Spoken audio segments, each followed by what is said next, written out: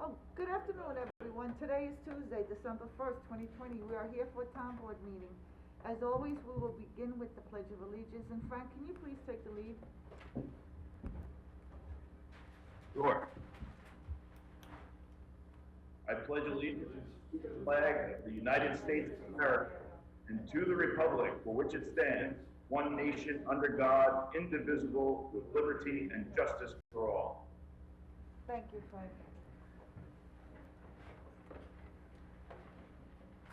We're supposed to have Reverend Greco. Is he available? Did he call in?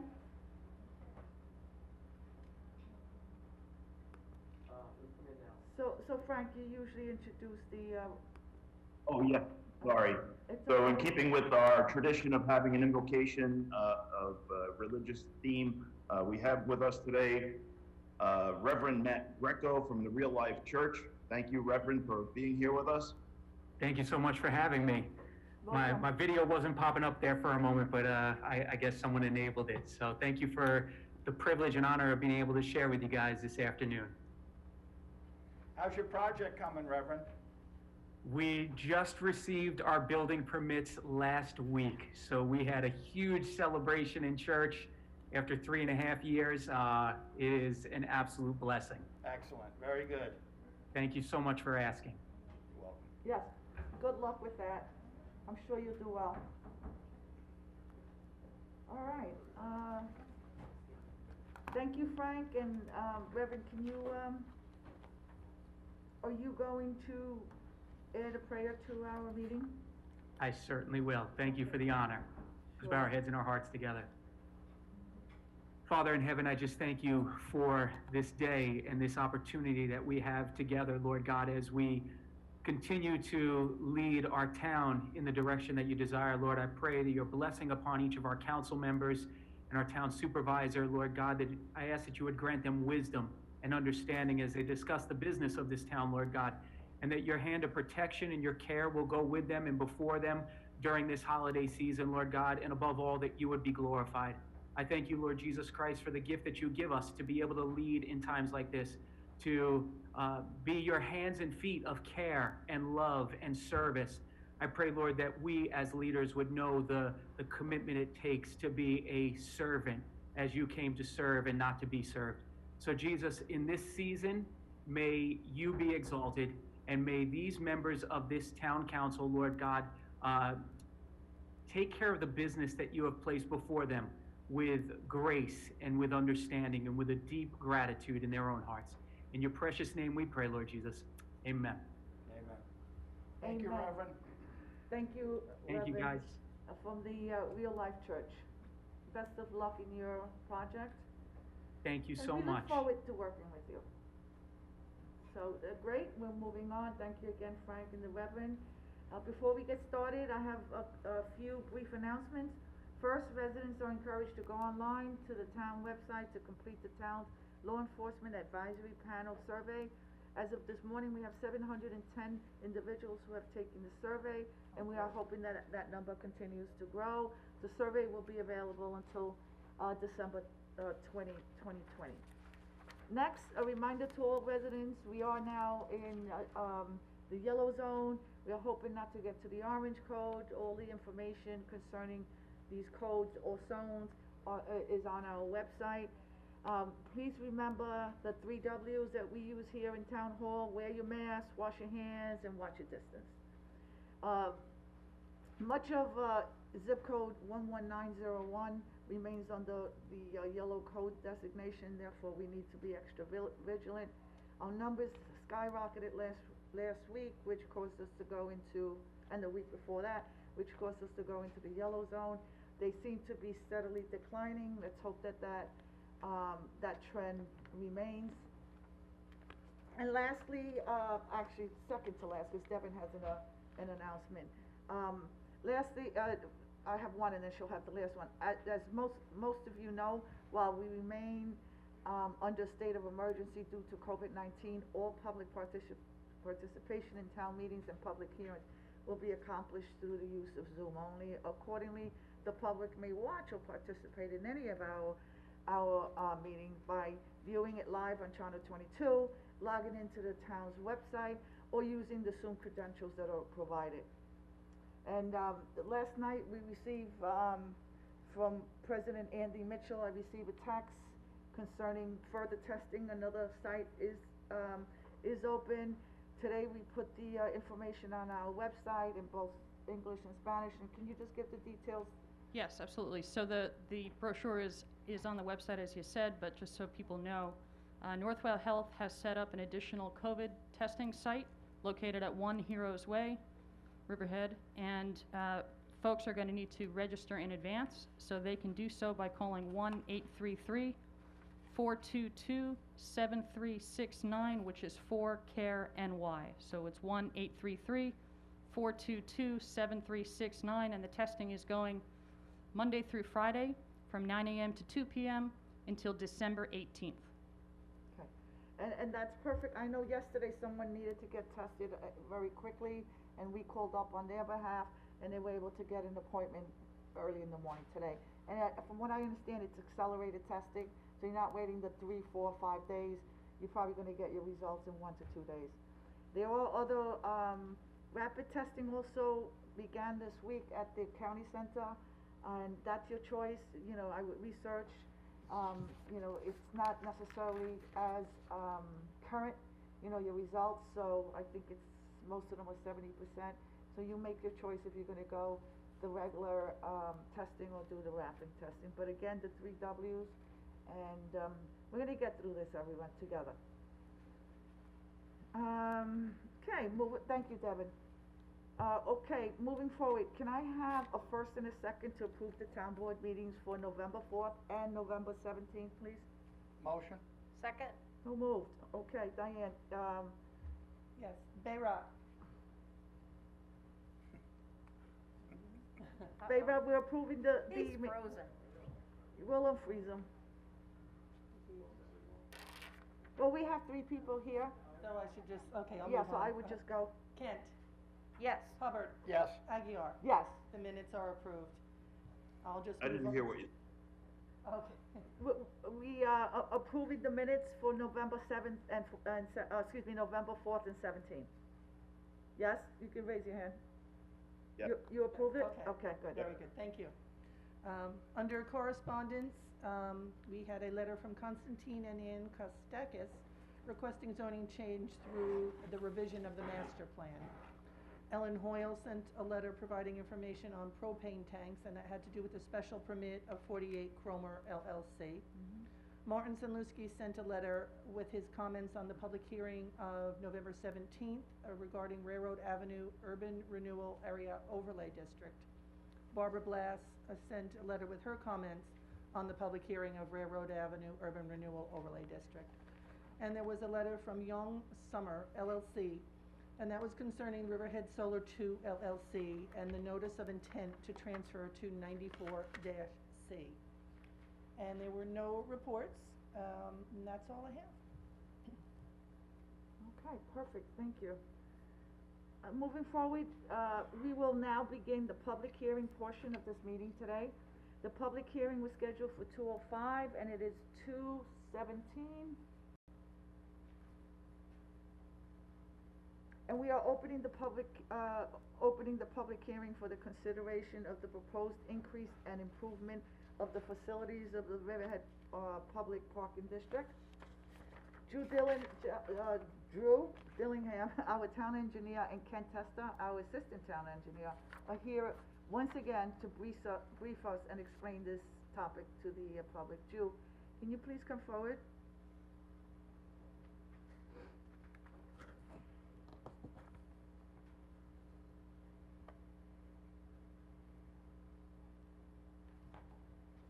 Good afternoon. Good afternoon.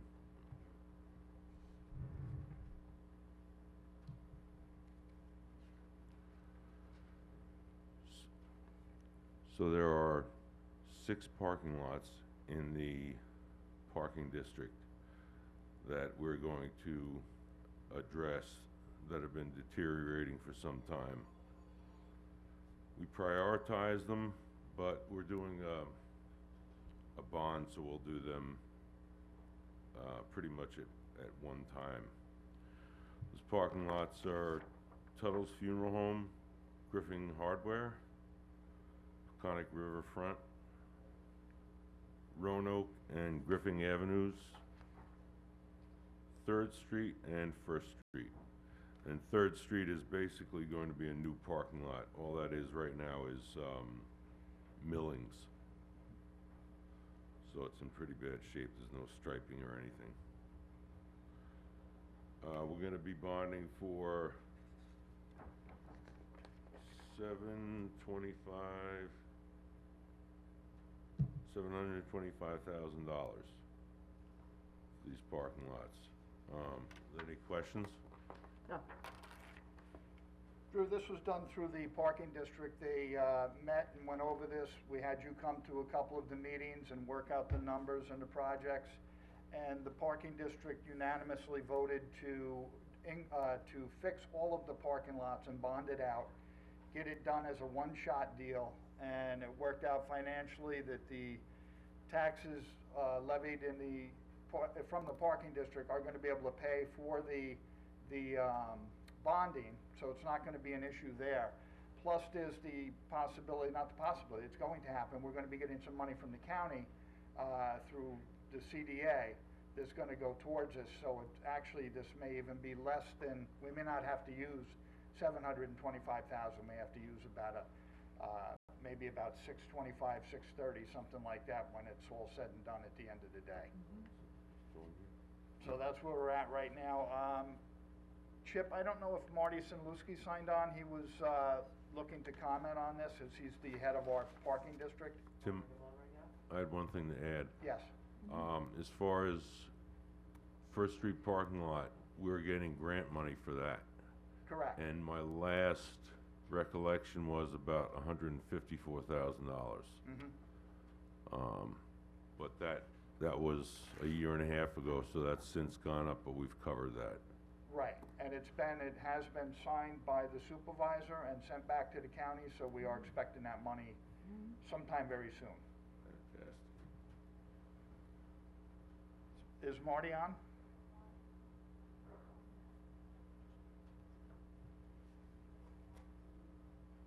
He always has trouble getting on at first. Hello.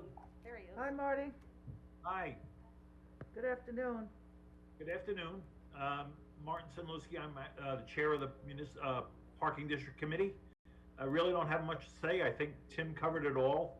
The only thing I would add is that I think it's a really good thing for us to get everything done in one shot where the visitors and the residents will see a real difference in the parking lots downtown, as opposed to doing it sort of piecemeal the way we've been doing it. So I think this is a big plus, not only for the businesses and the owners downtown, but the town as a whole.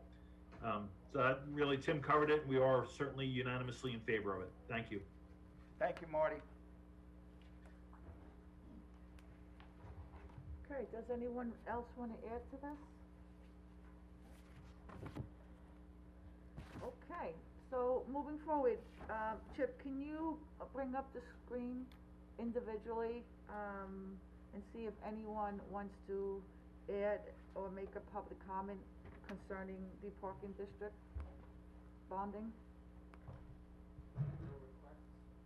You It have appears no from the meeting room, no other folks want to comment on this public hearing. Okay, well, I guess we're gonna end it. Time is 2:23, and this ends the, public hearing portion of this town board meeting, and we're gonna leave this open for written comments for 10 days until 4:30 on December 11th at the town clerk's office.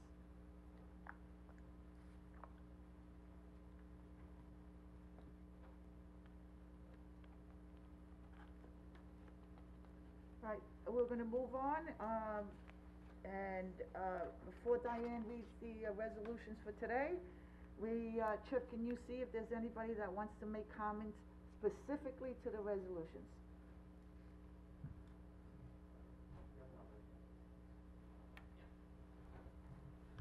So it looks like we have at least one person looking to make a comment. We'll bring up Mike Foley.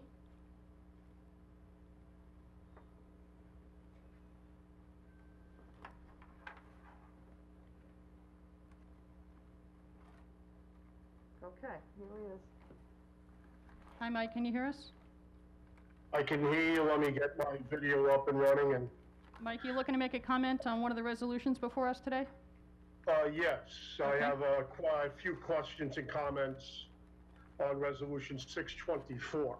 Okay, my so Mike, name is Mike as Foley. usual, we're gonna give you 5 minutes to make any comments, after which the board may or may not respond, all right? Yeah, that's fine. My name Great. is Mike Foley. I live in Reeves Park, and I'm speaking on my own behalf and not on behalf of any civic association.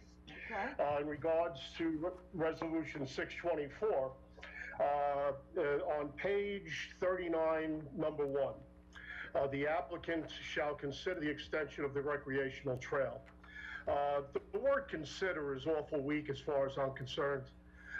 It shouldn't be considered, it should be agreed to as part of this resolution, so I would strongly urge you to change the word consider to agree to.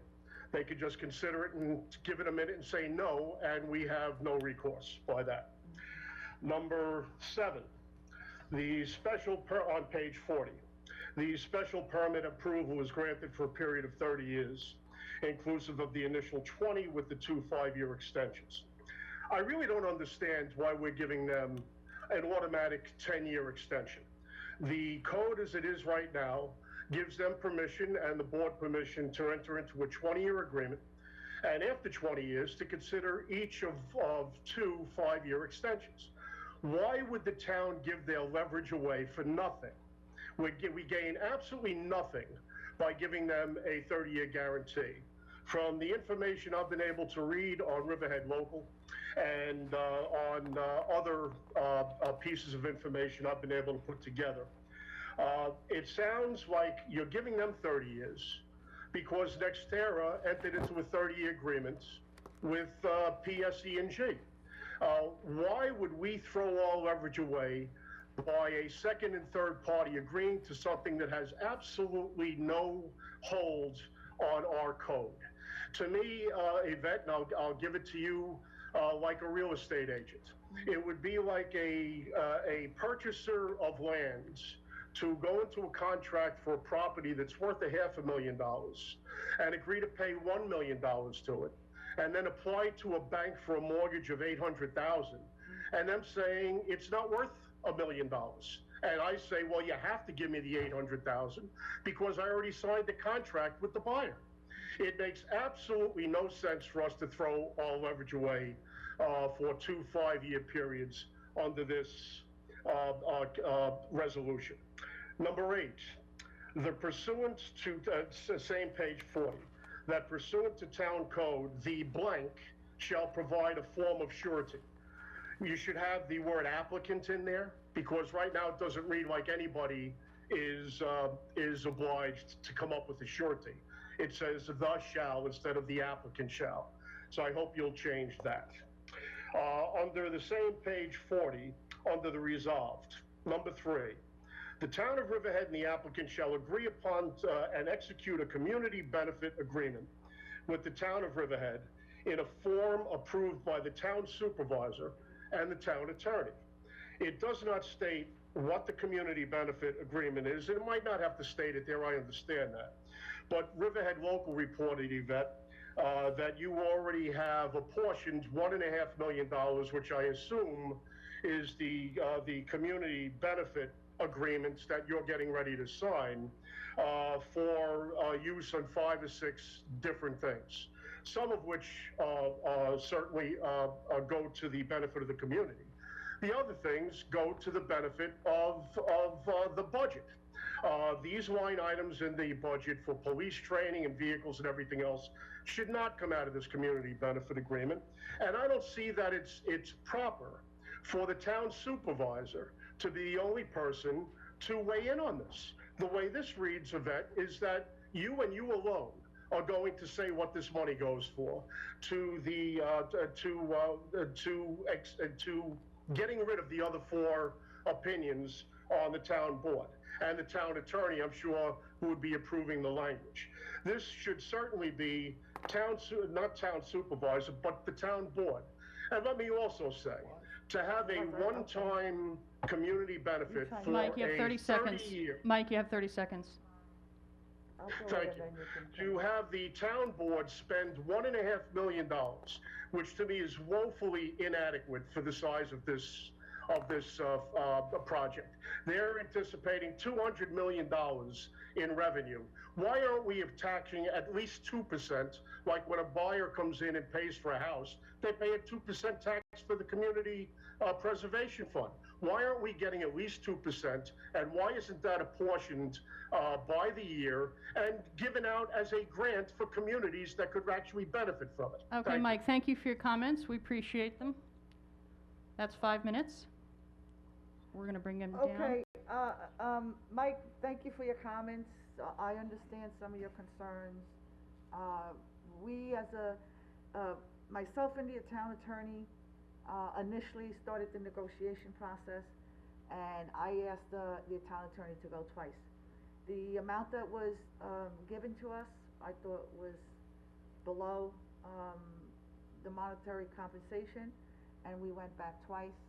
And once they agreed to a higher price, I spoke with, we went into executive session on numerous occasions with the tax assessor, with the entire town board, and we agreed all together, on $1.5 million. And I have my colleagues here, and they can attest that this was not a sole decision. And I agree with you. The resolution is faulty, and it should be, adopted to say, the town supervisor and the entire town board.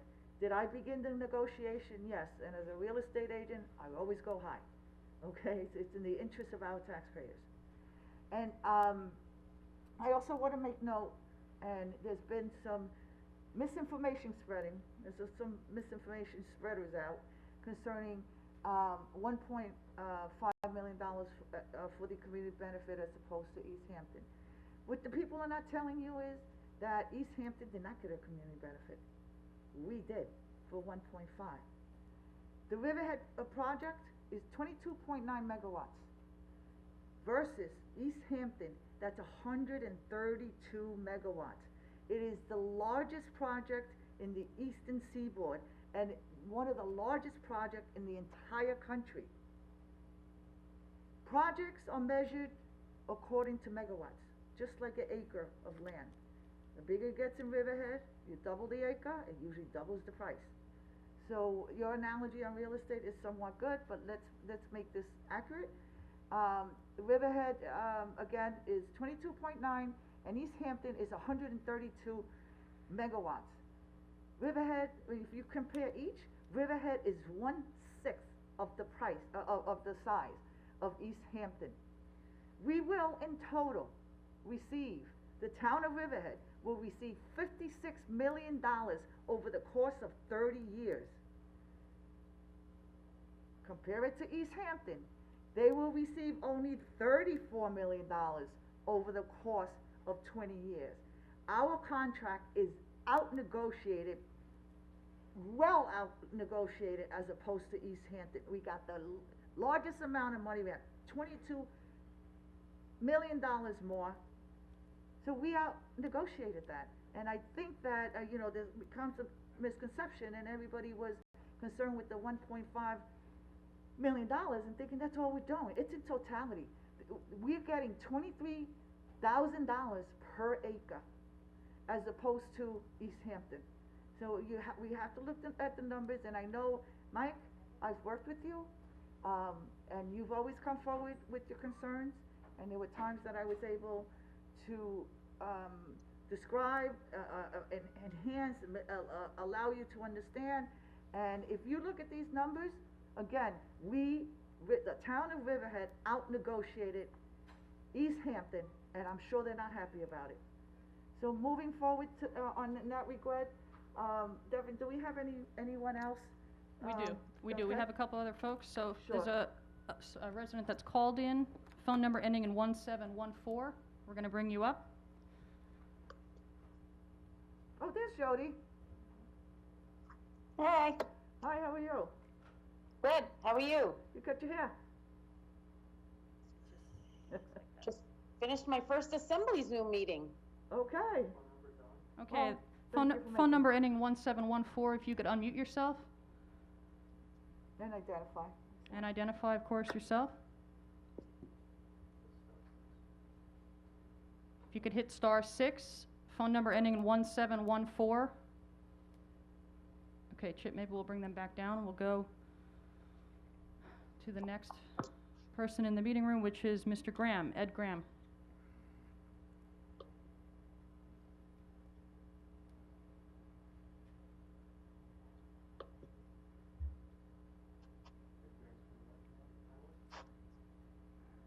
You can bring the phone number down, right? Mr. Graham, did you want to make a comment on one of the resolutions before us today?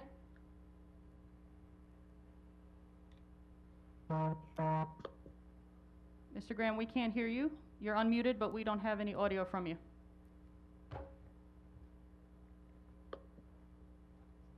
Okay, this seems like, it's a common problem.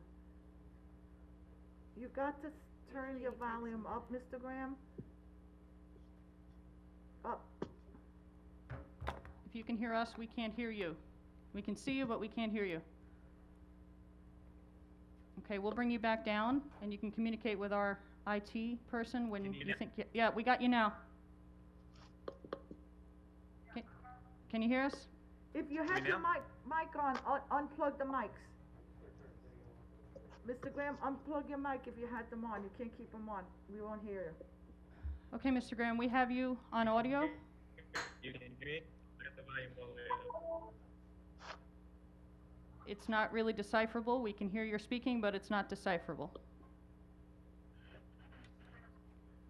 Can you hear me? Now we can. Yeah, now we can hear you.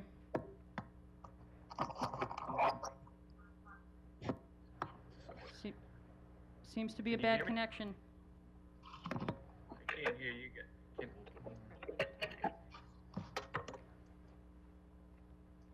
Okay, maybe you can work on that, Mr. Graham, and we'll bring you back. You can communicate on the chat with our IT person. When you're ready, you let us know, and we'll bring you back up. What about the phone number ending in 1714, Chip?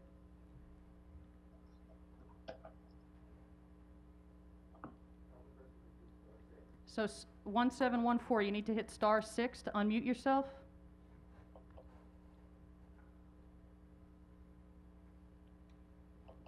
Looks like we're not able to connect with 1714.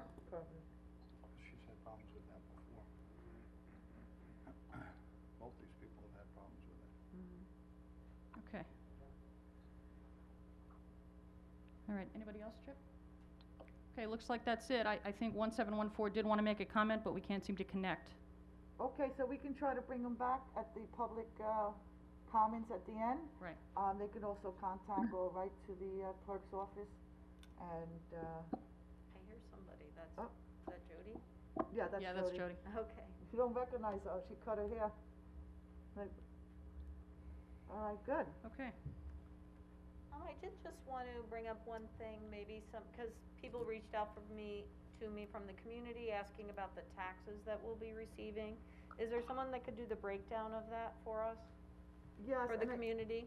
And Catherine, I did ask our tax assessor to show up in case that question did come up.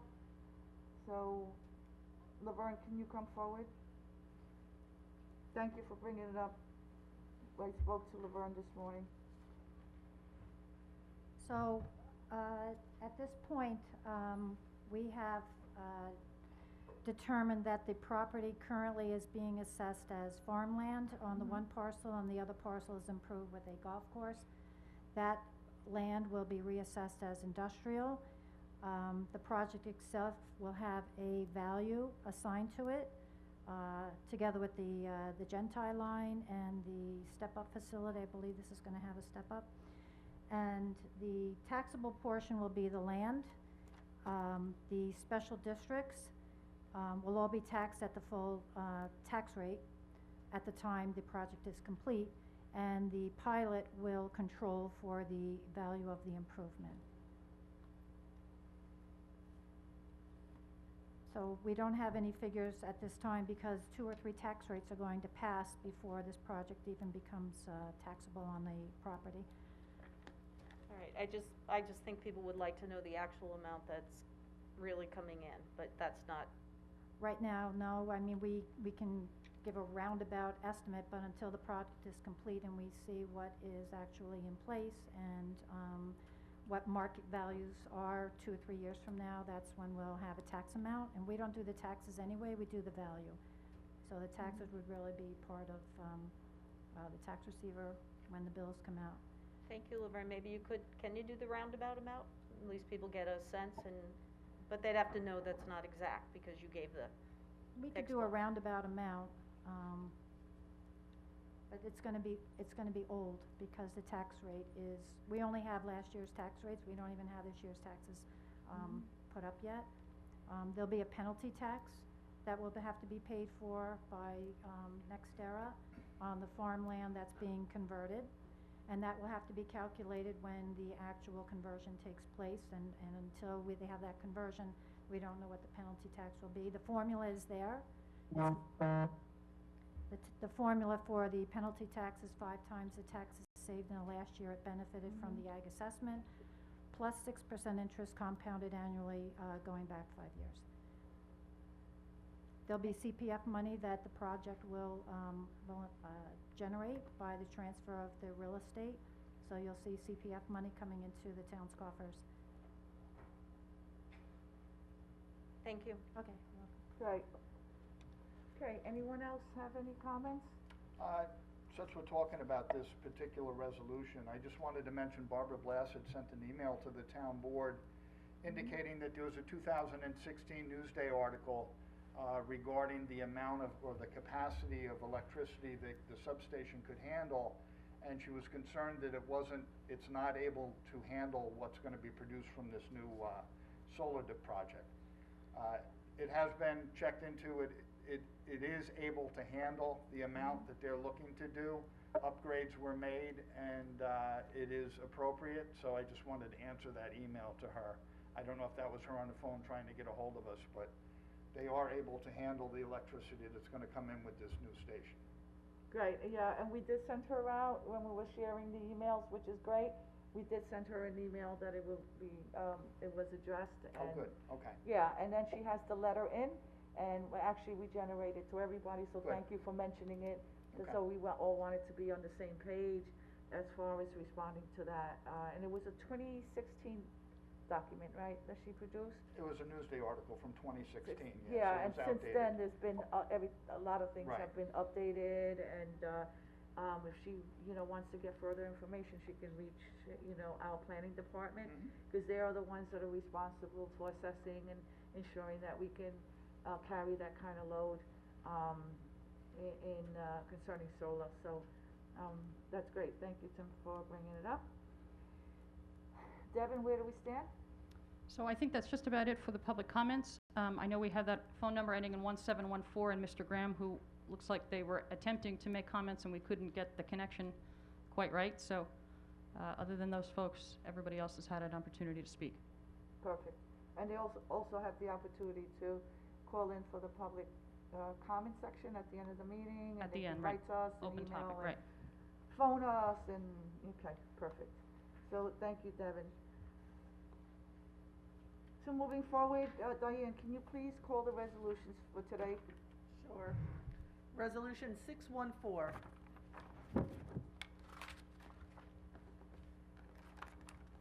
That me? Yes. I was just reading through the Nextera, and once we get to that and we call that resolution, I'd like to amend it to be more specific about the language. Instead of it saying, consider an easement, I think that it should say, will provide an easement, and that will be done prior to the issuance of a certificate of occupancy. But when that resolution is called by Catherine and seconded by Frank, I would like to make a statement on that before the resolution is called, if the board would allow me to do so. Oh, absolutely. Okay, so resolution number 1, Riverhead Sewer District budget transfer, so moved. Seconded. So, please vote. Bayrock.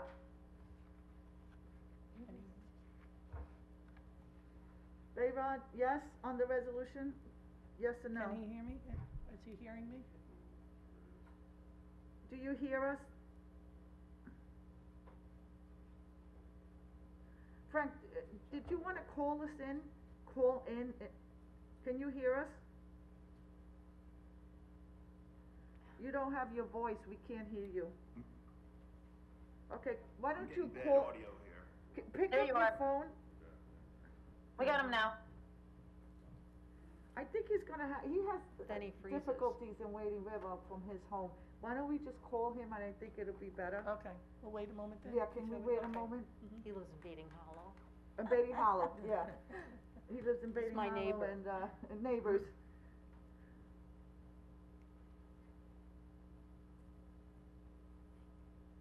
It's me, Frank.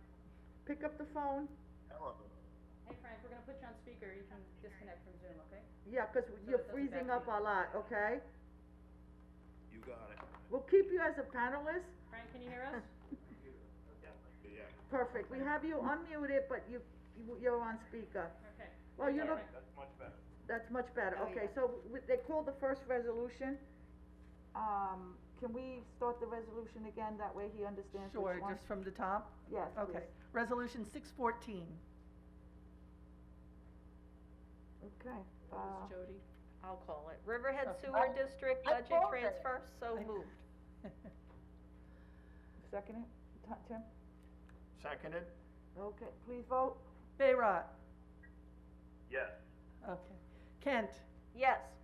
Hubbard. Yes. Giglio. Yes. Aguirre. Yes. Resolution adopted. Resolution 615.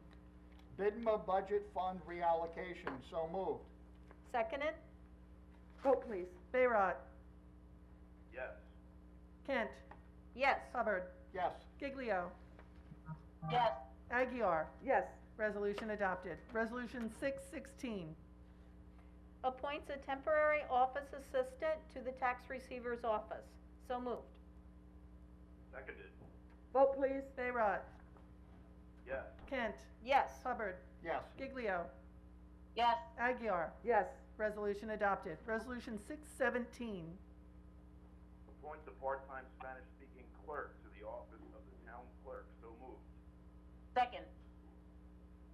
Vote, please. Bayrock. Yes. Kent. Yes. Hubbard. Yes. Giglio. Yes. Aguirre. Yes. Resolution adopted. Resolution 618. Accepts the resignation of a part-time Bay Constable, so moved. Seconded. Vote, please. Bayrock. Yes. Kent. Yes. Hubbard. Yes. Giglio. Yes. Aguirre. Yes. Resolution adopted. Resolution 619. Awards bid for general hardware items, so moved. Seconded? Vote, please. Bayrock. Yes. Kent. Yes. Hubbard. Yes. Giglio. Yes. Aguirre. Yes. Resolution adopted. Resolution 620. Water District Plant 10 Storage Tank Public Interest Order, so moved. Seconded. Vote, please. Bayrock. Yes. Kent. Yes. Hubbard. Yes. Giglio. Yes. Aguirre. Yes. Resolution adopted. Resolution 621. Water District Plant 10 Storage Tank Bond Resolution. So moved. Second.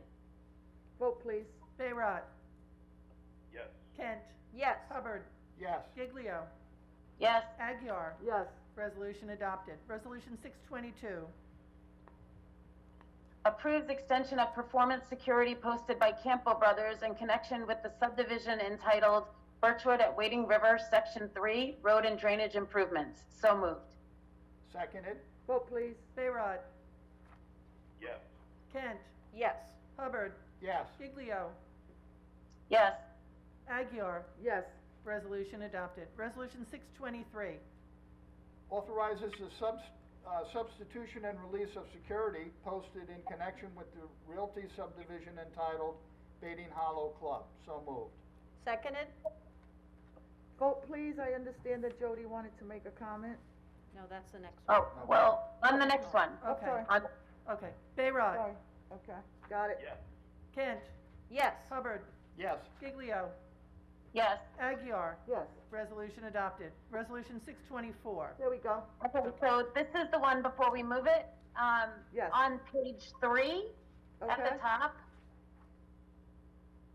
On page 3, actually, the second item number 1, where it says, the applicant shall consider the extension of the recreation trail at EPCAL by connection therewith, and shall provide by easement or similar written instrument to the town of Riverhead authorization for use of a portion of the subject premises for a non-motorized recreation trail with appropriate vegetative buffers in order to screen the view of the proposed solar farm from view of the recreational trail. I think that it should read, the application shall provide by easement. Just strike, consider the extension of the recreation trail at EPCAL by connection therewith. And I think that it should just read, the applicant shall provide by easement or similar written instrument to the town of Riverhead authorization for use of a portion of the subject premises for a non-motorized recreation trail with appropriate vegetative buffers in order to screen the view of the proposed solar farm from the view of recreational trail. Okay, so, So I have some Consider other, the if we're doing discussion, Diana, I call for discussion, or that was discussion, right?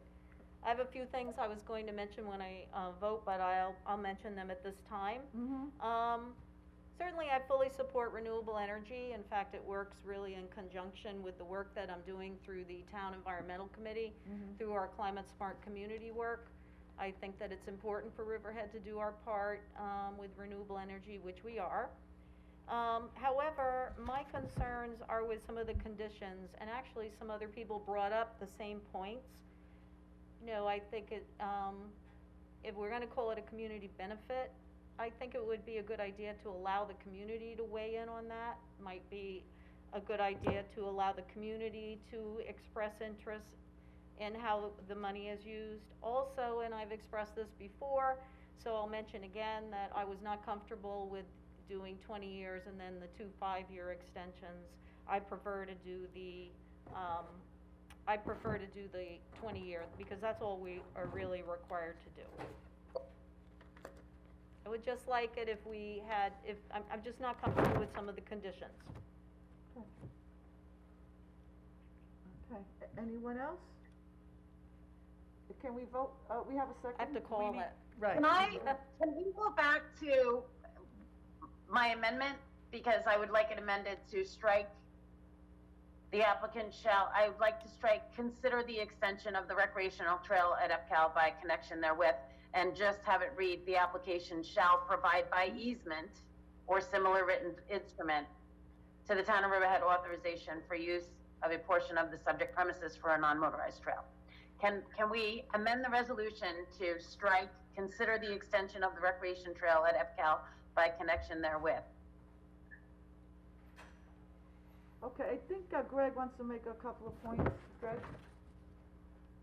Well, I don't want to jump in. I mean, if the board wants to respond to Jody's, I think she's looking for a thumbs up that her amendment is good, and then I'll bring up a couple of things. And then That's it's- fine with me, Councilwoman. Yeah, and I'm just wondering if we have the area that will be the easement, if that's been defined. No, we don't, it has not yet. because we don't because we don't want to clear trees.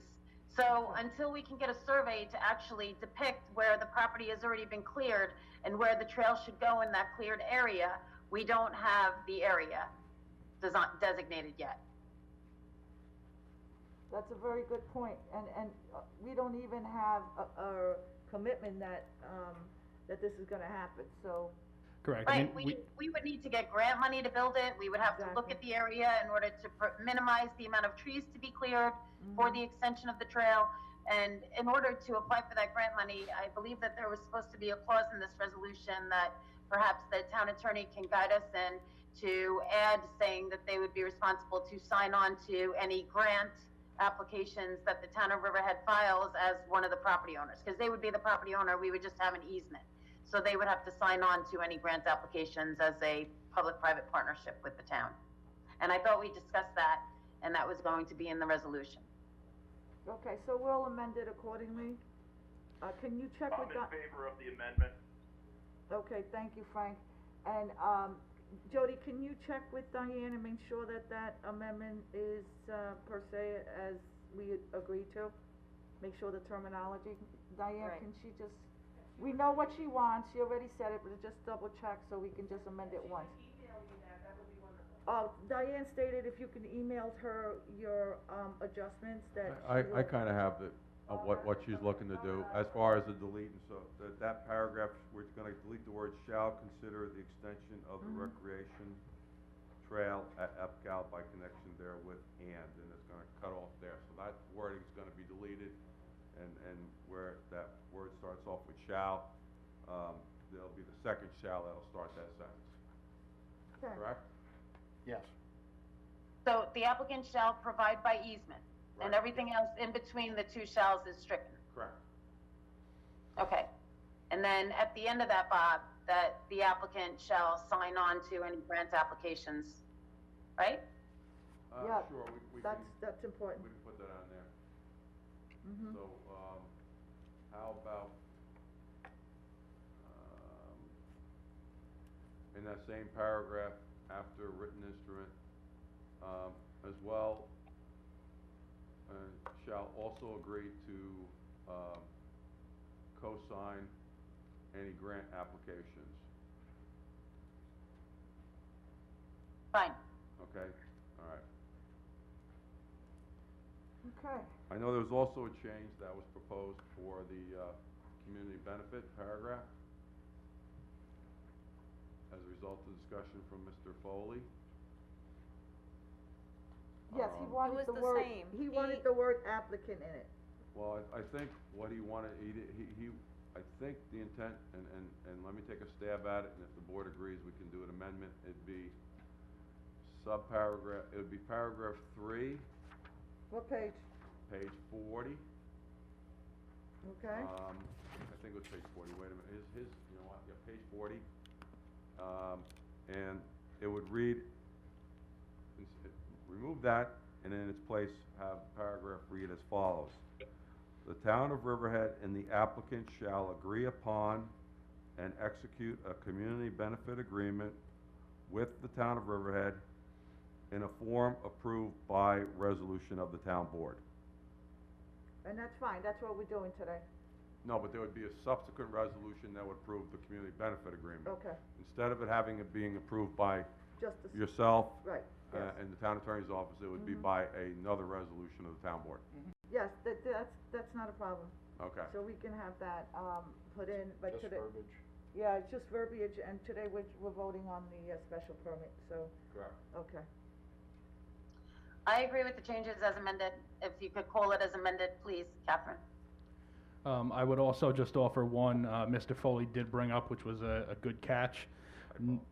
Condition number 8 on page 40, where it just says pursuant to Town Code 301-283A6, it should read the applicant. Right now, it just reads as the shall. So we will include the word applicant in there. And then while I'm on it, just because it jumped out of my eye, condition number 5 on page 40, we did include that prior to site plan approval, that the site plan drawings shall be revised to include a 20-foot wide easement. It says, for the consideration of establishing an extension of the EPCAL Recreation Trail. I would offer that should just read, revised to include a 20-foot wide easement for the purposes of establishing a recreation trail, just to remove that consideration, and just put it a little more concretely. Yes, that, Thank you. perfect. And beyond that, that's all I've got. Great, okay, so can we have the resolution read, please? Amend secret negative declaration contained within Town Board Resolution Number 2020-108 and grant special permit with conditions for Long Island Solar Generations LLC Nextera to establish a 22.9 megawatt commercial solar energy production facility at 149 Edwards Avenue and 2714 River Road, Calverton, New York, Suffolk County map number 600-137-1-2.1 and 600-136-1-2. So moved as amended. Seconded. Please vote. Bayrock. Yes to the special permit. Kent.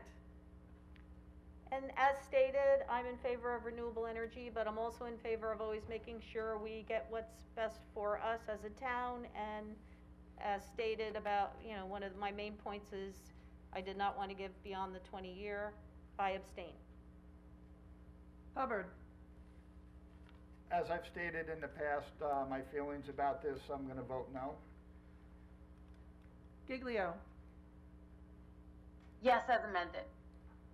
Aguirre, And I just want to reiterate, regarding, the size of the project, Riverhead is, this project is a 22.9 megawatt, project. The East Hampton project, which is called the, Olsted project, is constantly used against our project. They are substantially larger, 1/6, we're only 1/6 of 132 megawatts from East Hampton.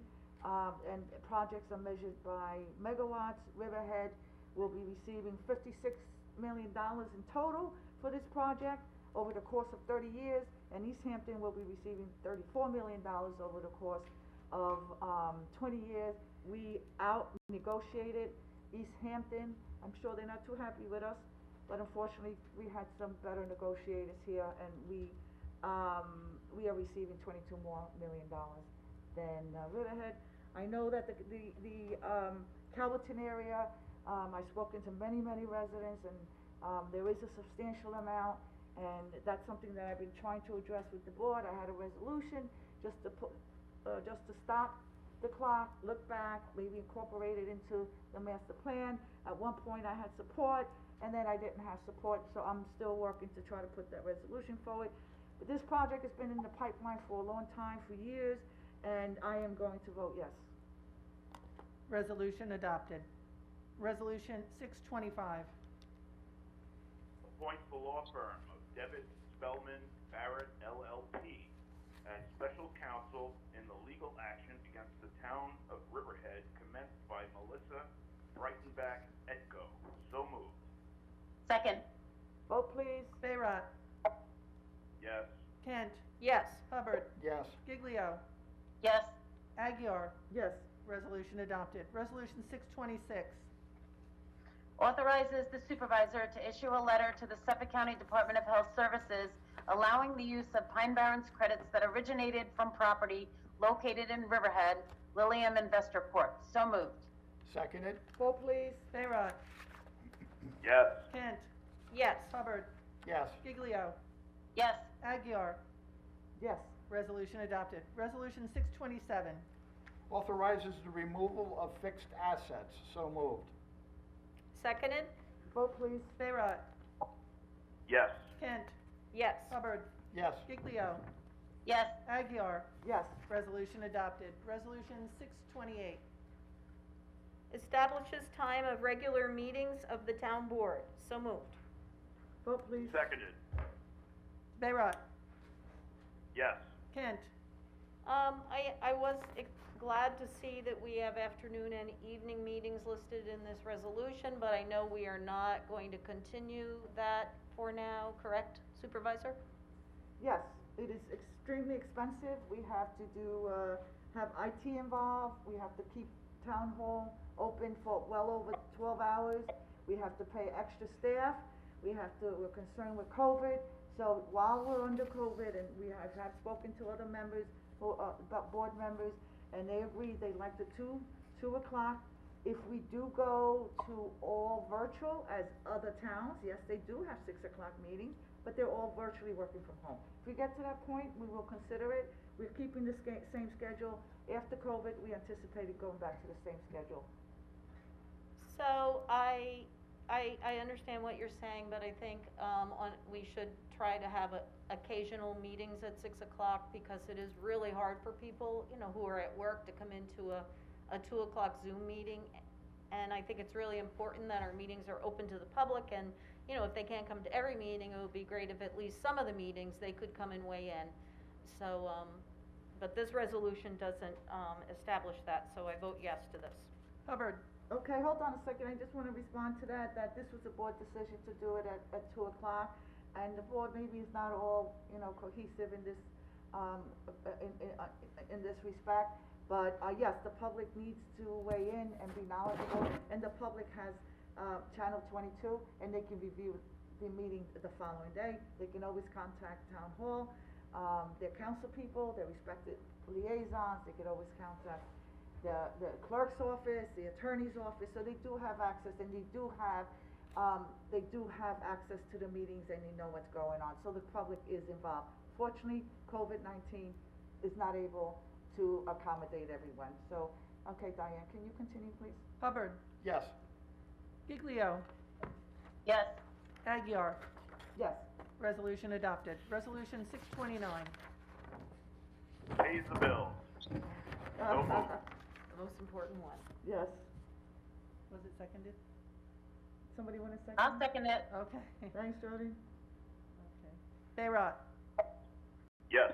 Kent, Yes. Hubbard, Yes. Giglio, Yes. Aguirre, Yes. resolution adopted.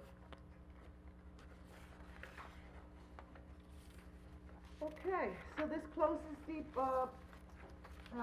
our resolution, component of our town meeting. We now, thank you, Diane, by the way, we are going to move to open comment by the, public. Devin, is there anyone, in Zoom or waiting in any of the, Yes, so we have a couple folks in the meeting room, Sure. right? So we have phone number ending in 1714. I'm gonna bring Okay. them back up. Hopefully we can connect again. Oh, that's from the previous? Right. Okay. I think I hear Hi there. something. I think we have you now. Can you hear us? Hello? Yes, do you? Hello? Hi, yes, can you hear us? Yes, thank you. My name is Barbara Blast. I live in Jamesport. Mhm. I was attempting to unmute numerous times before the resolutions, or to comment on a resolution. I recognize fully now that my comments are moot because the resolution has passed, but I'm going to take the time to read them into the official minutes nonetheless. Barbara, On October 28th, Barbara, can I just take 1 minute? Your comments won't be mute. This is still the Hello? same meeting. We're still addressing the resolutions, and this is an open comment section. So, yeah, we welcome your comments, and they will have the same weight, that they will. And, to say that it's mute and nothing's gonna happen. We did receive an email from you. I spoke to numerous members of our town board. We did respond to you that we're looking into your concerns. Hubbard also, Councilman Hubbard made a statement that we were addressing your concerns, as a board. So, it's being taken care of, and it's important that you understand that. So, okay. And I very much appreciate, even though I couldn't really understand all of what you were saying, but I do believe you addressed the fact that you responded to an inquiry I made last night on the newspaper article, and I very much appreciate Tim acknowledging that as well. But again, I am going to address these comments, or make these comments.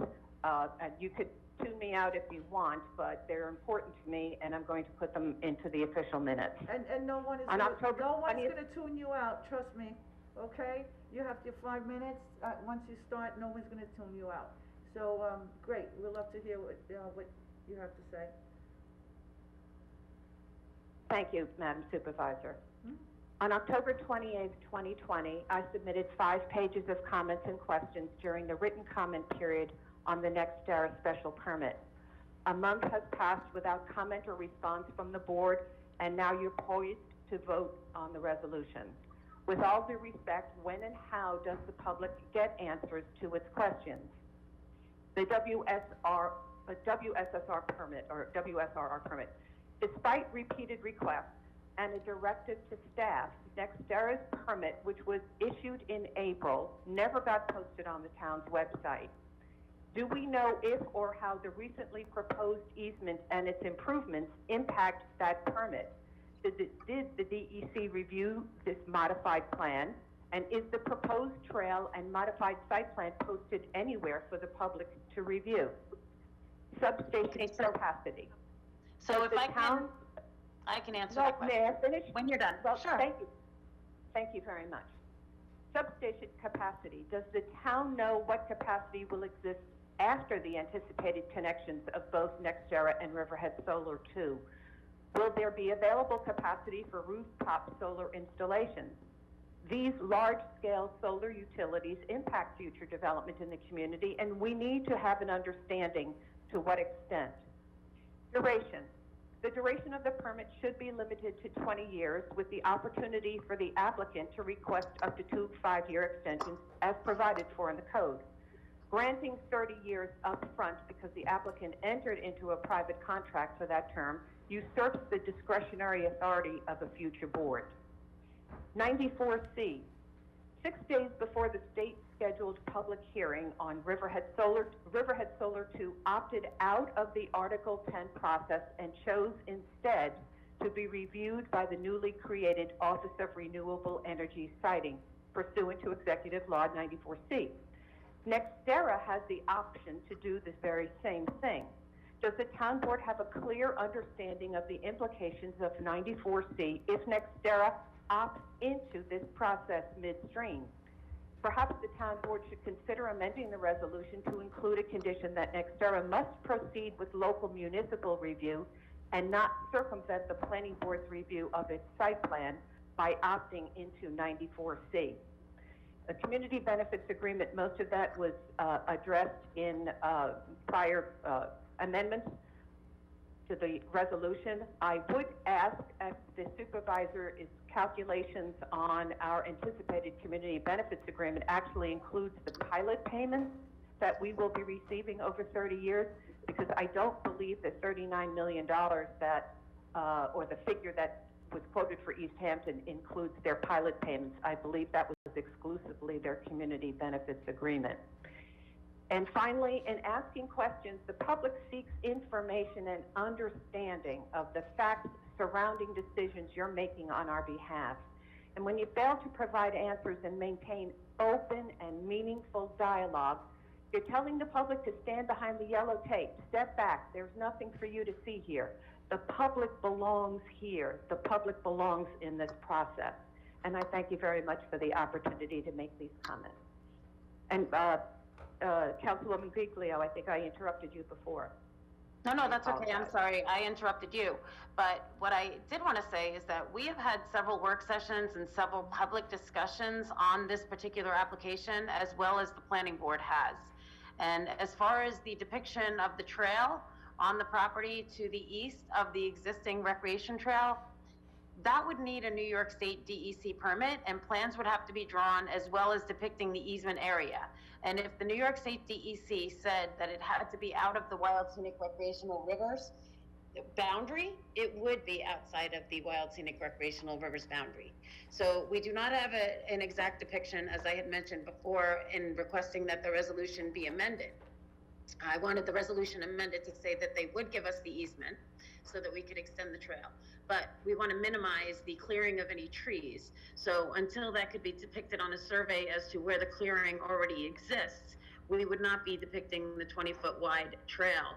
And that area, as I said, if it was required by the DEC to be out of the Wild Scenic Recreational Rivers boundary, that's what we would aim to do. However, with the extension of the first trail from the 3 miles to the 9.2 miles, that is within the Wild Scenic Recreational Rivers boundary, that existing trail that has recently been completed with the help of the county and the state. So we would be seeking permits just as we did in that scenario for an extension of the trail if it were to be within the Wild Scenic Recreational Rivers boundary. And as far as rooftop solar having capacity, as of right now, with the LIPA power purchase agreement and who can sell back to the grid, discussions of energy on rooftops is, from what I'm being told, for future perspective of development of industrial buildings, is for the purpose of a net zero rating for those industries and those manufacturing facilities that may occur with the rooftop solar arrays, rather than selling back into the grid.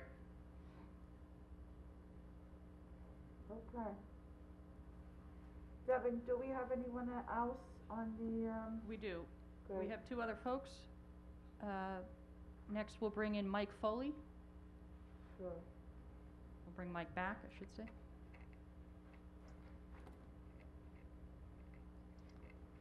Mike, you need to unmute yourself. Welcome back. You have a lot of echo? Okay. Sounds almost like a song. Yeah, right. Mike Metal? Foley, Reese Park. Hi, Mike Foley, Reese Park, and I'm speaking strictly for myself and not any civic associations.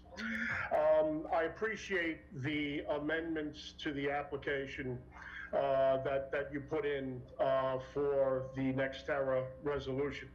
The only one that you have not addressed, that apparently will not address, is giving them an extra 10 years on something that is going to hamstring the town board of Riverhead in 2040. We got absolutely no benefit out of giving them 10 years because they had a 30-year contract with PSE&G, and I believe in the future this will be looked back on as a poor decision. Speaking of poor decisions, let's get into EPCAL. Yvette, you have been now the supervisor for 11 months. You've been hit with a horrific pandemic to deal with, unprecedented budgetary problems, problems with health and everything else. So I understand, and I'm sympathetic to the circumstances the town board finds itself under. But here we are, 11 months into your tenure, and we haven't moved one step closer to a decision on EPCAL. We've had a law firm that was selected by this board, put in 2 zoning applications that were rejected by the DEC. If we can't get an application in, why can't we either get another law firm to deal with this, or just agree that this fatally flawed contract that was agreed to with less than a month left on Sean Walter's term, with another lame duck council person voting yes? Why can't we now just cancel this contract and put this back on the market? We've had the ability since May of 2020. We've tried to cure the application a couple of times on your watch, and it has been bounced back. And here we are on December the 1st, no closer to signing this contract with a company, by the way, that is in dire financial straits because of their business model of supporting mall development when malls are in the process of becoming ghost towns to Amazon. This is a fatally flawed contract. You've had your time to look at it. We've had a law firm look at it, and we find ourselves in the same problem. Let's get rid of this contract, and let's put other people out there that can bid a proper valuation on this contract and get some movement on this town. Thank you. Tim, did you want to add to this, to the statement? No, it's going through the process, Mike. It's in the DEC's hands. Every time we submit corrections that they ask for, they give us another 2 or 3 items that they want looked at. So it goes back to the drawing board again, it gets sent to them, and it comes back again.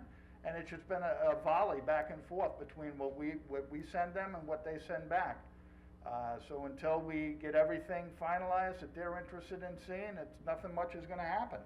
Even if we got out of the contract or wanted to sell it to somebody else, we're in the same boat. We can't move the property until we have final approval of the subdivision from DEC. And it doesn't appear that that's gonna happen anytime soon. So Mike, I just want to say that I certainly hear your concerns and I share many of your concerns. I am also reading the articles about CAT and the struggles that they're having in other projects financially. I would like to get an update on everything. But I did want to clarify one point. I believe that the work that's being done for the DEC is being done through the town, not through an outside law firm. They're doing the actual work on that. Just wanted to clarify that. But I understand what you're saying, and it does seem like it's been going on a long time. So hopefully we can get moving in one way or the other.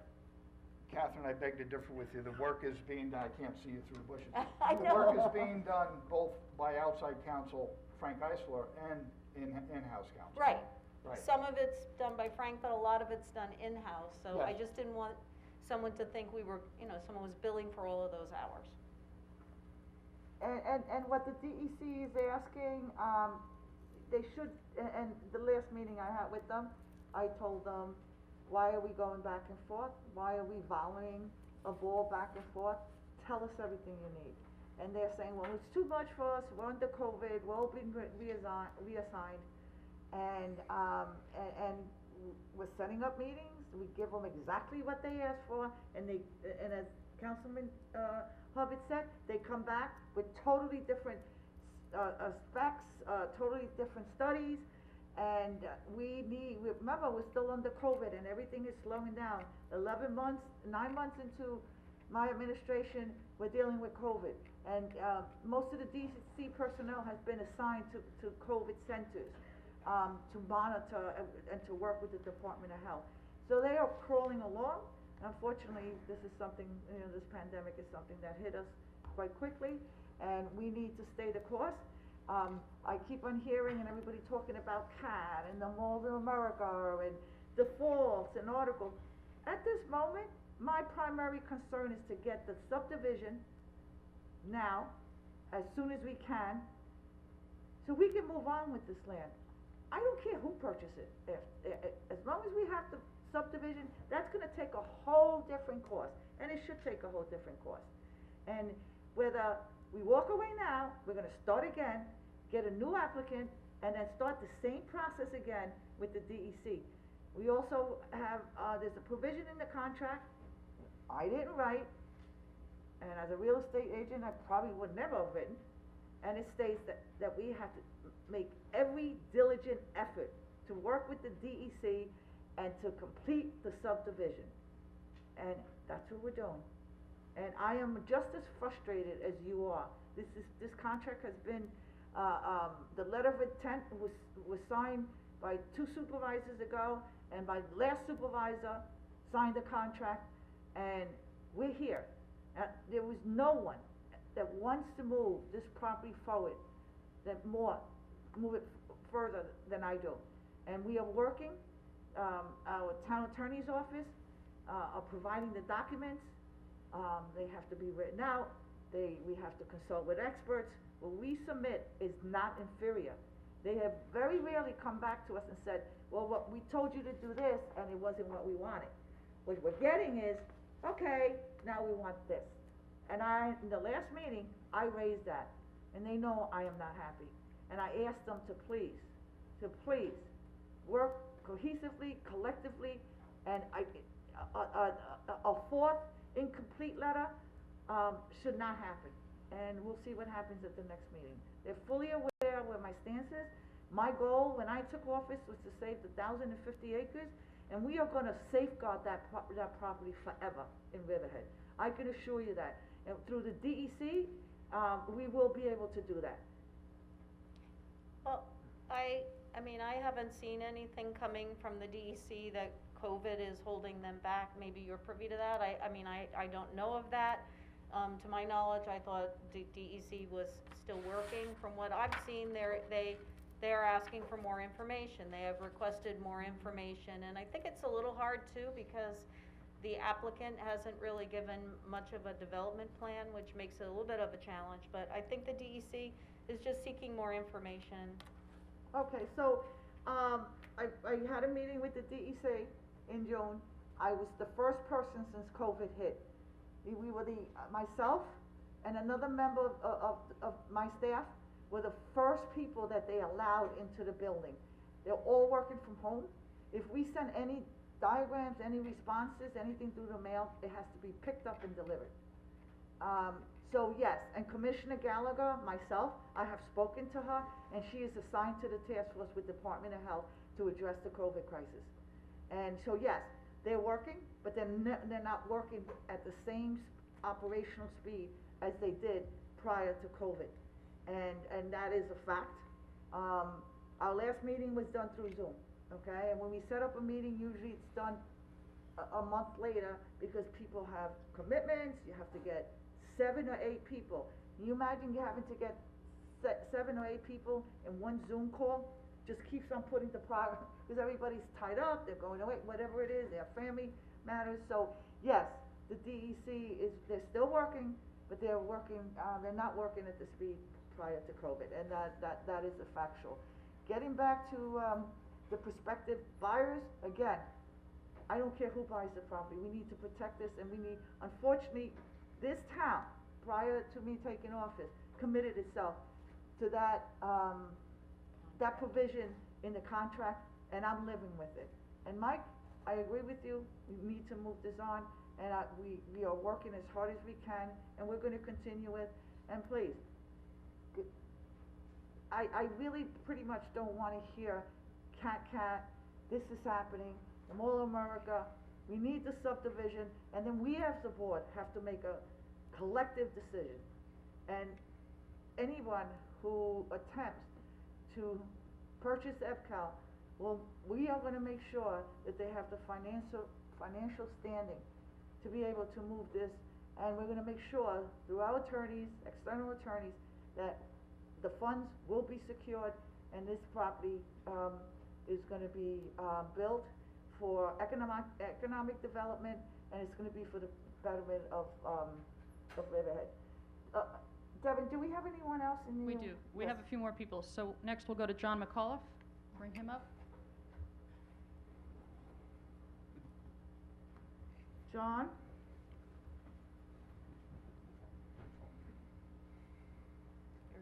Okay. Good afternoon. John, if you could unmute yourself. We can't hear you. Okay. There we go, perfect. All right, great, How you thank doing? you, and belatedly happy Thanksgiving. I hope everybody had some part of their family with them and was able to enjoy it. I have a quick comment on the policing survey, which is total, John McAuliffe from Rolling Woods in Riverhead. And you know you'll have 5 minutes, John. Yeah, Right. quick question on the policing survey, which I was very glad to see and fill out. However, it did not have an open-ended question for people to raise other concerns, nor did it deal with what I think is one of the underlying problems of the fact that the police department does not reflect the population of the town. It ought to be 20% Hispanic, 20% African American, and it's far from that. So that, I'm now shifting over to my questions on behalf of EPCAL Watch, and I'll try not to be redundant to what Mike said. But in terms of Supervisor, the two comments you made, we do not understand the fixation on the 8-lot subdivision, except that that was what the Germaisians wanted. That's what Cat wanted. If we already, the town is invested in a 50-lot subdivision with a whole premise that it would be better, easier to sell individual lots. And we would ask you to consider going back to the 50 and exercising the option to cancel the contract as is provided, as Mike made reference to. Now, in terms of the correspondence that's happened, first, the submission in October by the town. We were a bit startled. I'm sure there's a legal reason for all of the reclaiming of Riverhead's authority over it and implicitly criticizing the Germaisians for having gone out of lane, or CAT of going out of lane. But in the town's submission, there was a listing of 150 residences in the early development to 2025, and then another 150, so it's 150, and then 150 for a total of 300. And having at least the one good thing out of the CAT contract is that housing was excluded, so we're a bit startled to see it re-emerging in the town's submission. The second question is in the letter from the DEC to the town. I guess again, the question is, good money after bad, time waste, further waste of time, further preventing us from putting the land on the market and selling it. If you look at this sort of questionable deal that's now has the common border property line with EPCAL, Mr. Kislin has paid a far, far higher price for those acres, and we think that by going back into the market, the town would be much better off than this terrible deal, which does include the essentially environmentally sensitive acres and a very low price, which was a special deal for a totally collapsed part of the business. So our question is whether you regard these comments from the DEC as simply fine tuning, that is in the sections about the habitat protection and the seeker, whether these are just fine tuning questions that you're going to be able to address relatively simply, or are we essentially on a treadmill that will continue to go on? And the second question has to do with the water. At least on the surface, the issue of water looks irresolvable.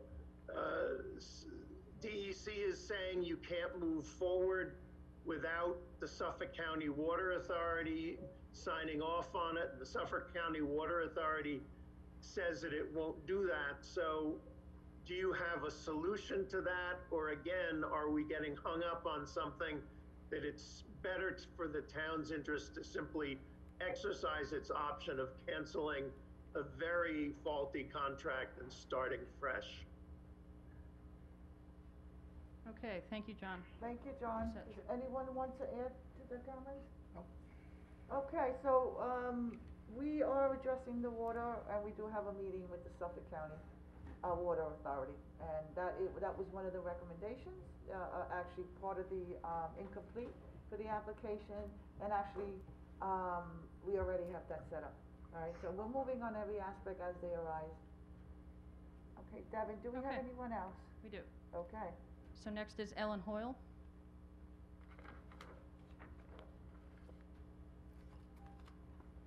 Okay. Soil, can you hear us? Hello? It was almost like one of those noses with a count. Ellen, can you hear us? Here she is. Yes, can you hear me? Yes, we have you now. Okay.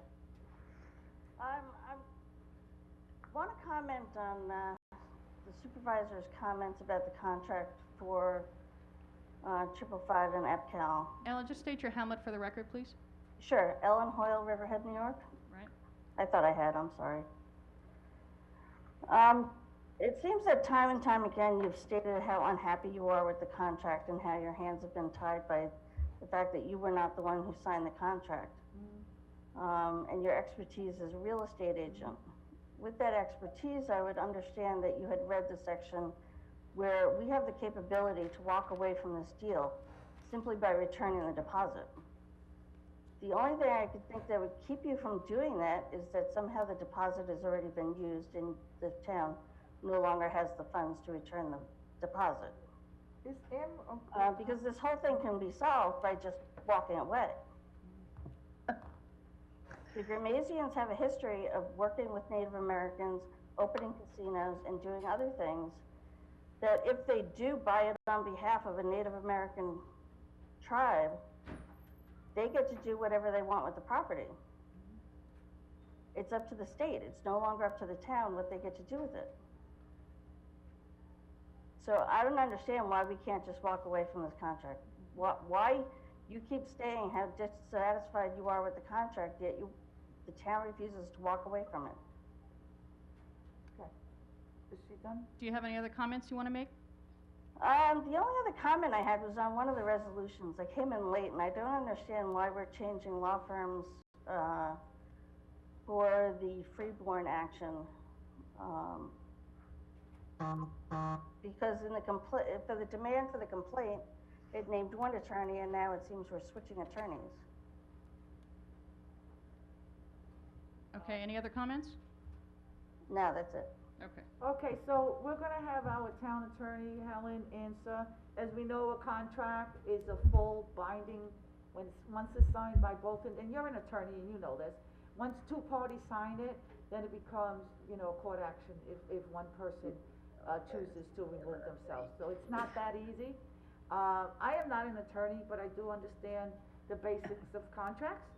And I think that, our town attorney, once that both sides signed it, it is binding, as I mentioned a minute ago, and that becomes now a legal matter.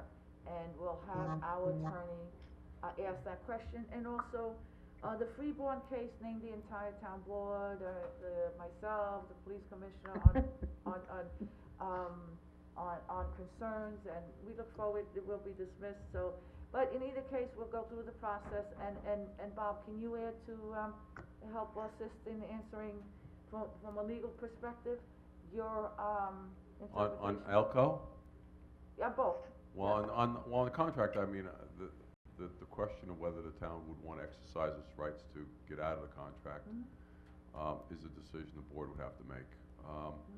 I can state that in speaking with Bill Rothar, I know that the funds that are been deposited are segregated, they haven't been used, so to suggest that they have somehow been utilized and therefore that's the reason we're not canceling is not at all on target. As far as the Elko matter is concerned, we did get, made a demand for a complaint. As Ms. Hoyle knows, once the complaint was served, which we now have, those allegations are presumed to be true until such time as they're shown that they're not.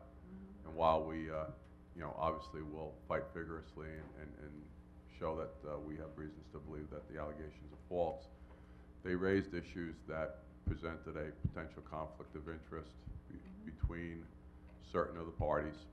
And as a result thereof, it was determined that separate counsel be assigned for the party whose interests may be at odds or in a potential conflict of interest with the rest of the town defendants, and therefore the need for separate counsel for that party. It's unfortunate that we have to pay for two attorneys, but as those of us know, if there is a potential conflict of interest, it would not be proper and fitting for the attorney to continue representation of all named parties. So that's the reason why that decision was made. Okay. Okay, Just wanted, Debbie. if I could just, because Anne Marie came in, Anne Marie, I just wanted to, somebody was asking about whether the DEC was purposely delaying, or whether they were requiring more information, or just looking for us to tweak things. It's my understanding that they're looking for more of a plan for the endangered species, and then there was a question of the water hookup. Those are the remaining issues where they needed more information. I just wanted you to confirm that for us.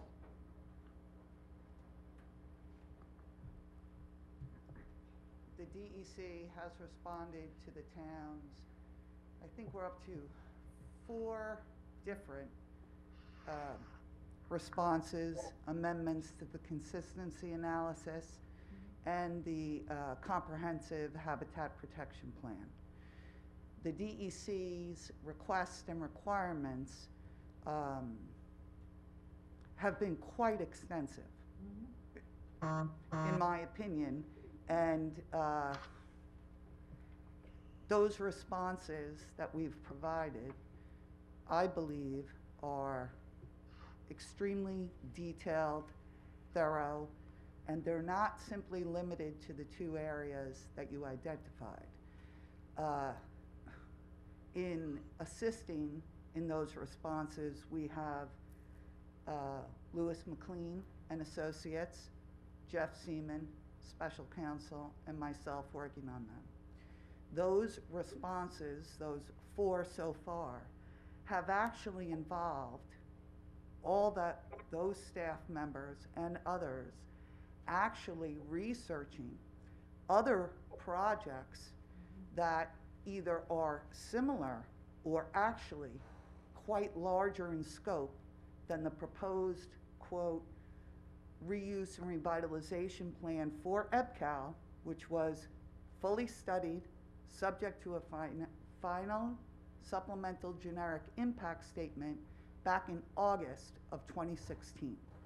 Those, quote, other projects that we've studied are Gabreski Airport, the expansion at MacArthur Airport, the expansion at Republic Airport, and I can tell you, each and every time we have responded with concrete documents and studies that, in my opinion, are superior to those environmental records created for those projects.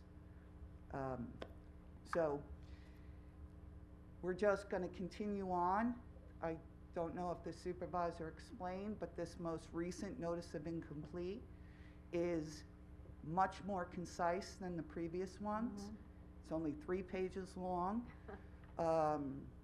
And, you know, we're going to endeavor to complete the process so that the town board is able to, quote, have saleable lots and be able to sell them to whomever the town board deems best and qualified and eligible.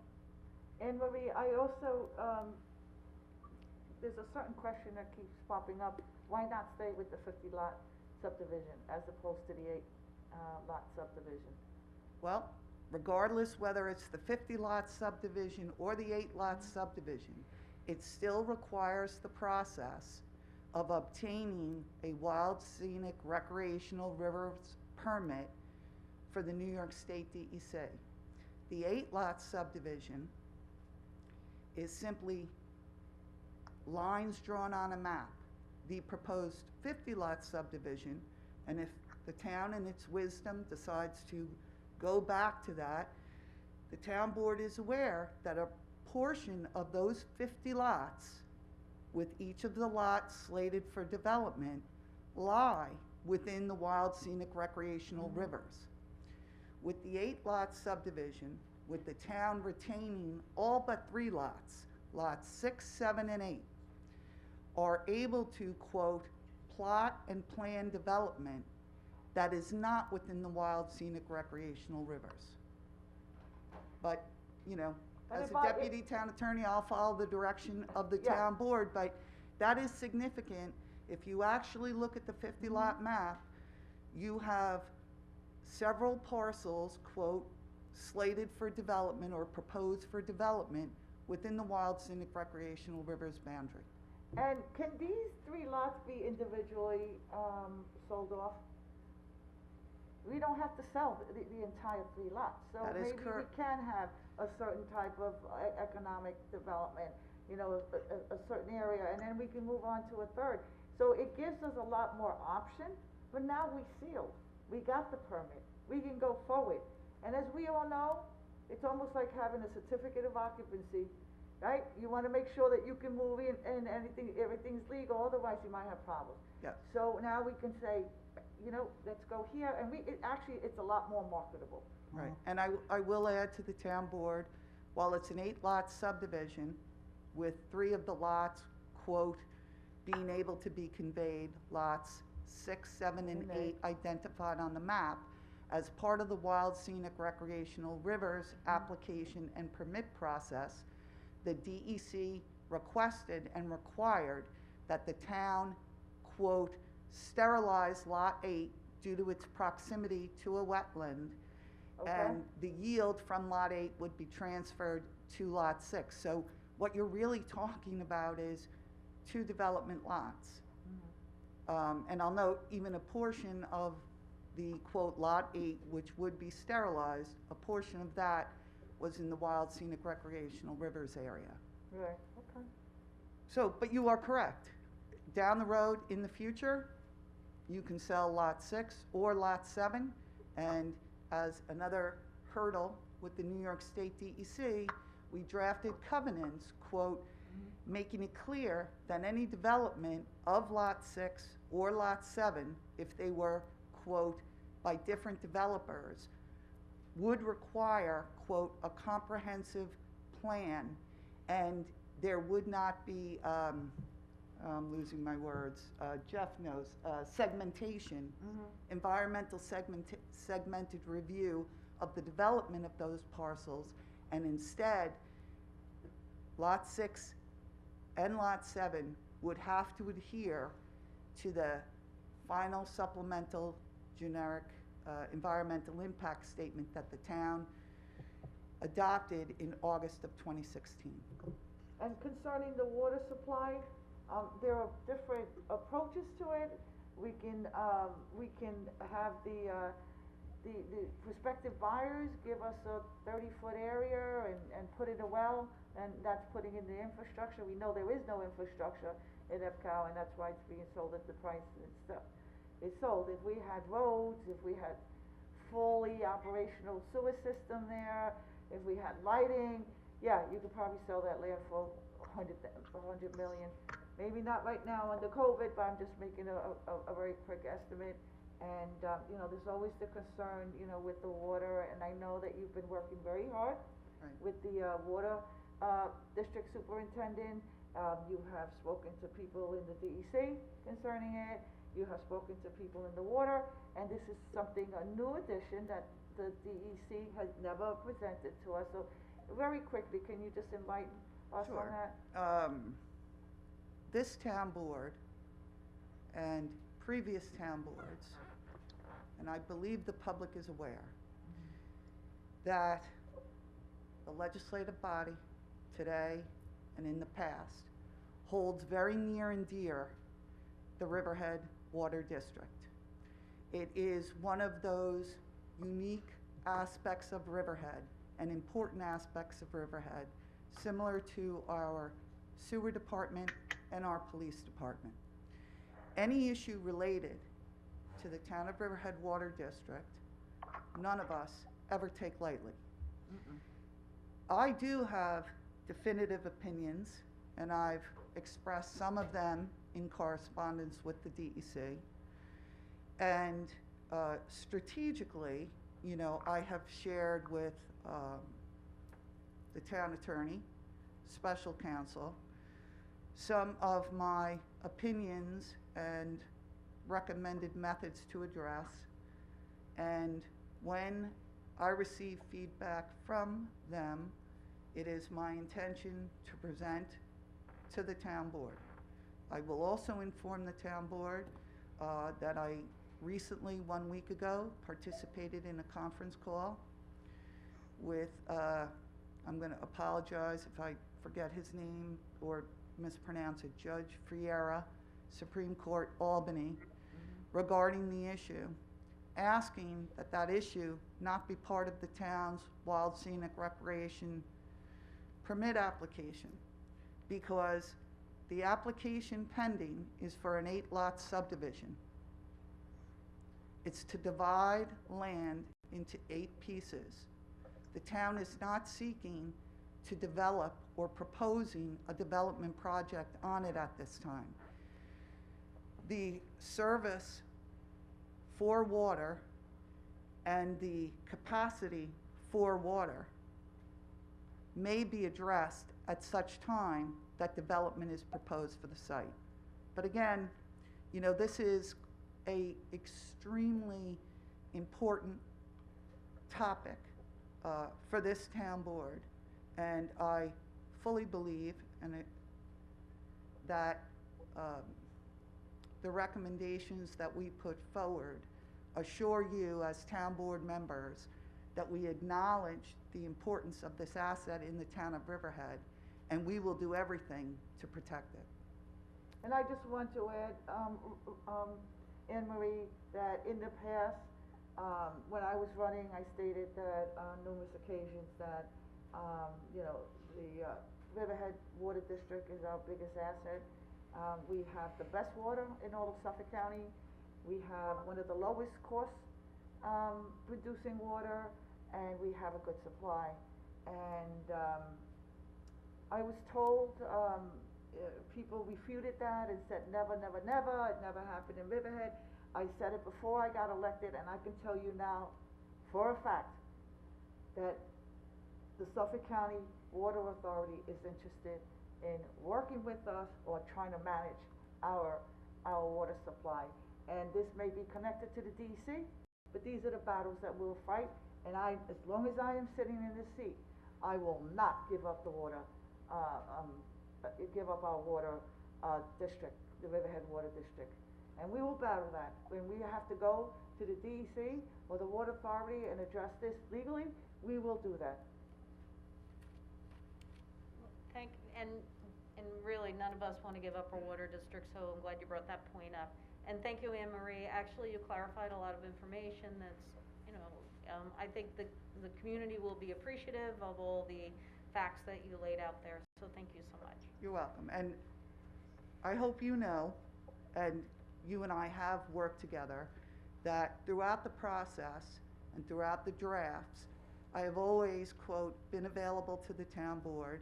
And I will state that Councilwoman Kent has come in and kind enough to actually review and edit me down at times during the different submissions that we've made. But I'm confident that, we're gonna get to the end of the road. Like I said, this last notice of incomplete is half the size of the previous one, and the previous one was half the size of the prior. So we're just gonna keep working. And since I read the document, I do have to say, it's very tedious. Yes. Down to the name of every little bird. Right, well, and I must give credit to, Jeff Seaman, because the amount of work and expertise and finesse from an environmental standpoint is just par none. So. Great. Thank you, Anne Marie. Okay, Supervisor, we have just one person left in the meeting room, Great. and that is Ed Graham. We're gonna try again Okay, to, he's back. See how we go. okay, Mr. Graham.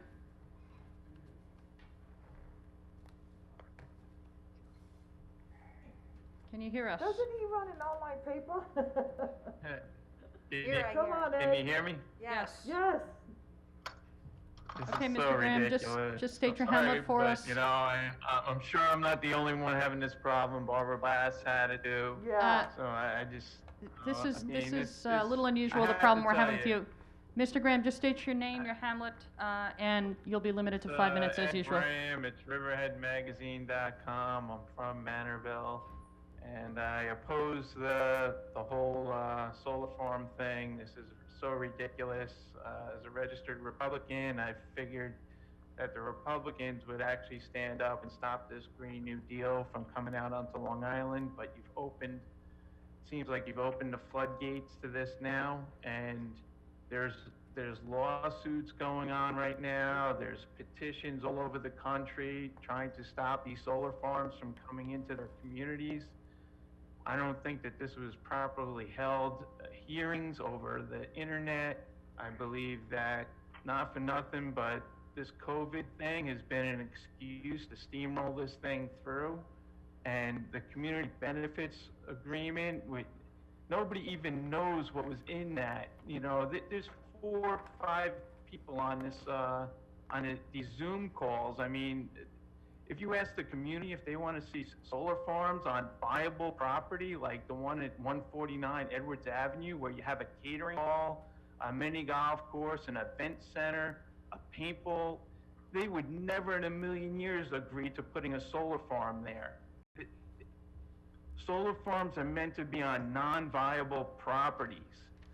Even if you turn it around and turn that 149 Edwards Avenue to farmland, it's still a potential for farmland. Why would you give up that property for no matter how much money? This is the community. People in the community share this property. There's no sense to it.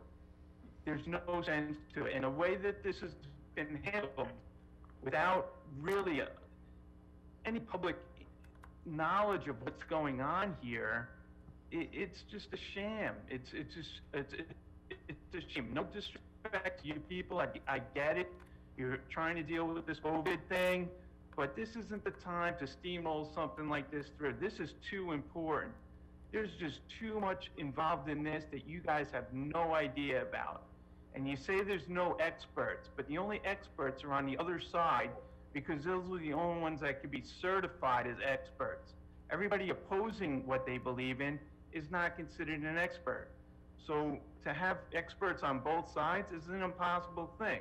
You either have to do your research or you don't, and you leave it up to these people to tell you all the stuff.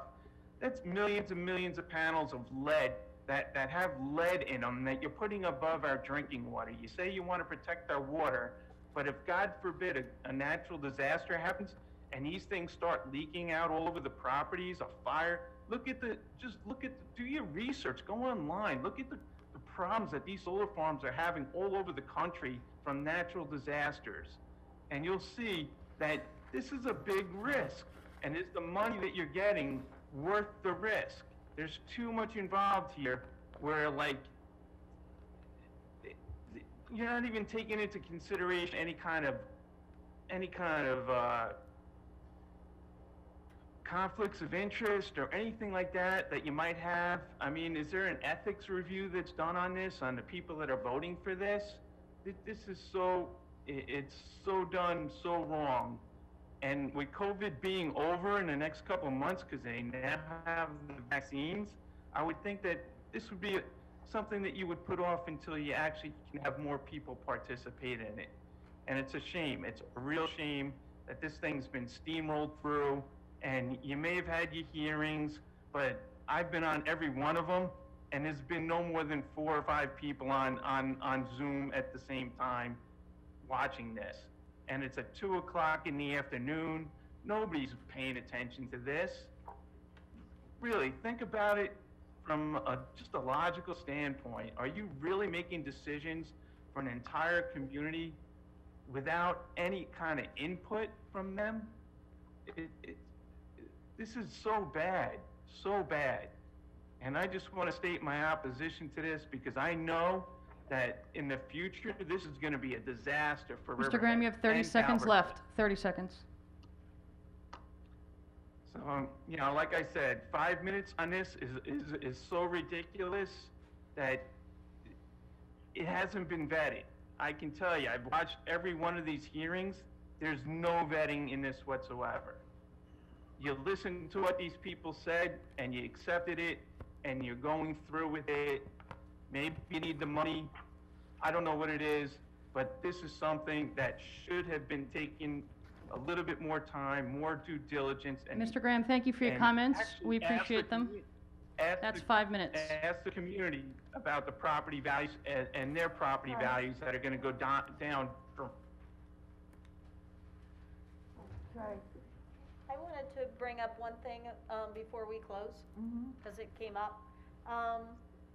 Wanted to inquire, and I did talk with some of you about this already, since Councilwoman Giglio brought it up, we know our councilmate is moving on to Albany. She had her first Zoom meeting today, and I did have a little discussion with some of the board members about how we're proceeding to fill that seat.